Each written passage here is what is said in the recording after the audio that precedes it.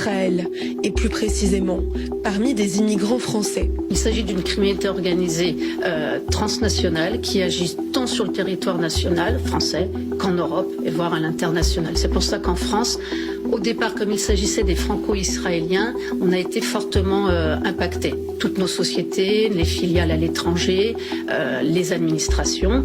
Et puis, ils ont adopté, à chaque fois, ils adaptent leur modus operandi. Et petit à petit, ça a gagné donc toute l'Europe. Dans son rapport interne, le CIRASCO, le service de police judiciaire qui collecte les données nécessaires à l'analyse des activités des groupes criminels organisés, pointe également du doigt le mode de vie de ces criminels présumés, et notamment de ceux qui ont fui en Israël pour échapper à la justice française.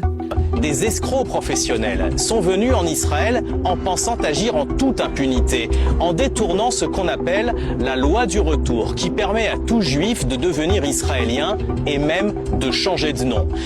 En septembre dernier, l'un d'eux a été repéré à la télévision israélienne dans le public du concours de cuisine MasterChef, venu soutenir sa femme, grande gagnante de l'émission.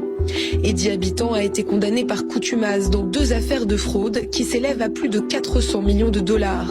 Il ne s'est jamais présenté à ces 2 procès en France. Et il n'est pas le seul à avoir fait le choix de s'échapper en Israël, renforçant ainsi un peu plus le mythe de refuge de criminels juifs attribué par certains à l'État hébreu. Israël peut extrader vers la France un ressortissant israélien. C'est très rare, et c'est cette rareté qui fait que beaucoup de personnes s'imaginent que s'ils ont la nationalité israélienne, ils ne seront jamais extradés, ou même s'ils sont juifs en Israël, ils bénéficieront d'une protection du retour. Rareté qui s'expliquerait également par la différence de système judiciaire entre les 2 pays, et donc une incompréhension